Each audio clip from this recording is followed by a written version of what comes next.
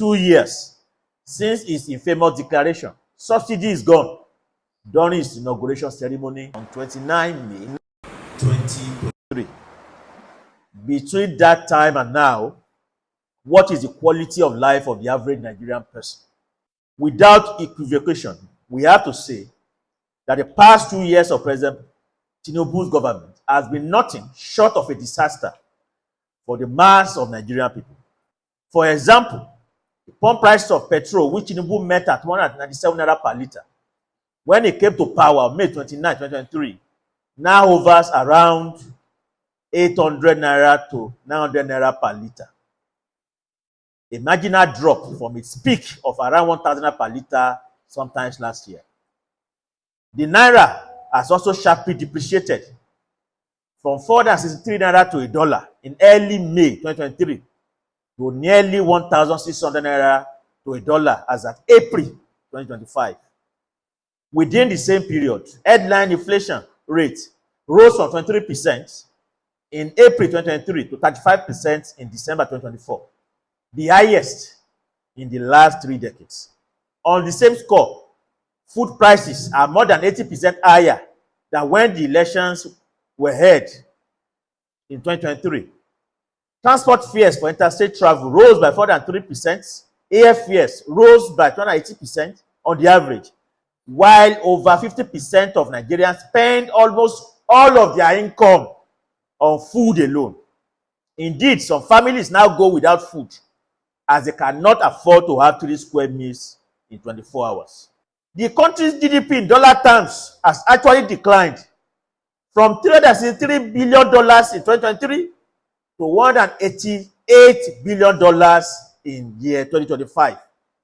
Likewise, from a GDP per capita of $2,200 in 2022, Nigeria's GDP per capita right now has declined to $835 in 2025, highlighting how much toll Tinubu's reforms have taken on the masses.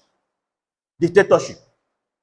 Under Tinubu, we have to say that Nigerians are living more or less like enslaved citizens. All the constitutional guaranteed rights and freedoms that in the past inspired struggles against military rule and for democracy have now been completely taken away by the Tinubu administration. The civic space has shrunken to the point that Nigerians can no longer breathe. The right of freedom of expression, assembly, and association are routinely under attack. Several activists, bloggers, and journalists are being harassed, attacked, arrested, and prosecuted for simply exercising freedom of speech. Also, protest has now been transformed into a treasonable offense. This is exemplified by the ongoing trial of Adelamoye Makeleni, Daniel Akande, and other activists arrested in connection with the end bad governance protest last year.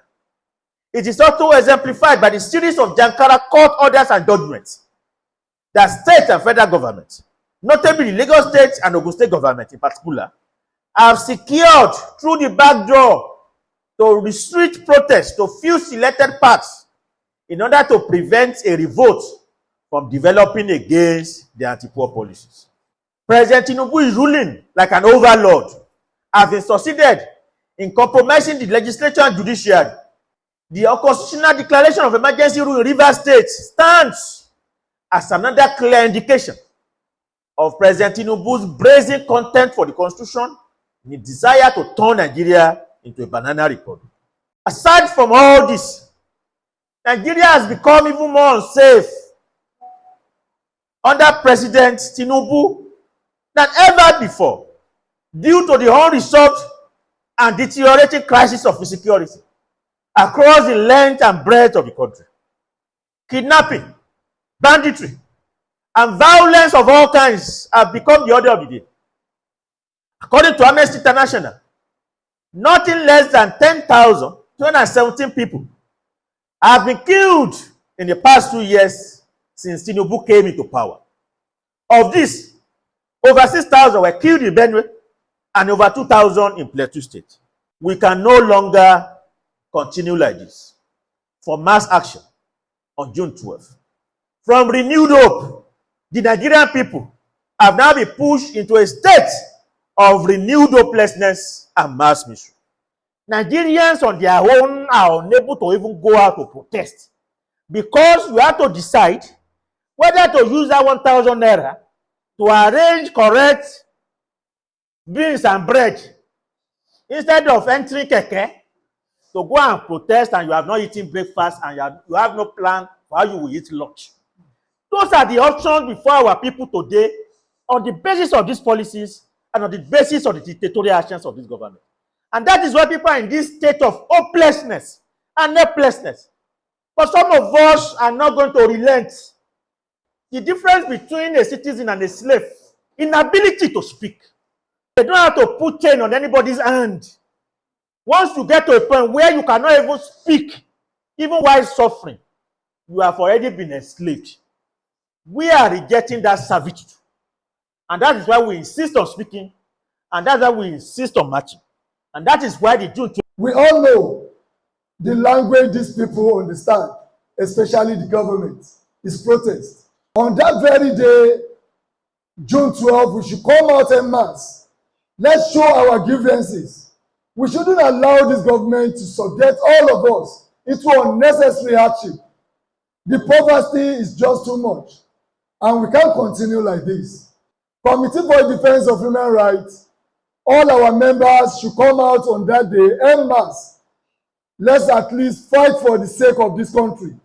As far as our president is concerned, and from the look of things from the masses, they are not really happy.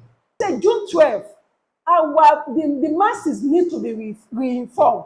What we are having in June 12 is the continuations of the series of actions, resistance that they have started since the inception of this government. Because it's very important that Nigerians have to register their objections that these policies are not in the interest of Nigerian masses.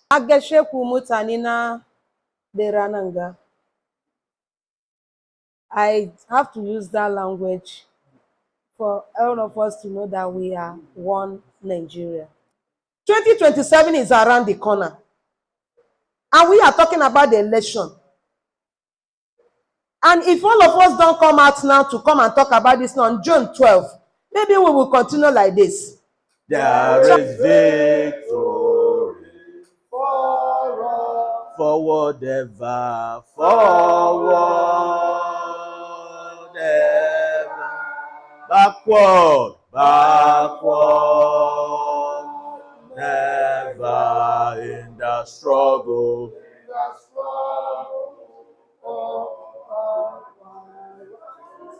There is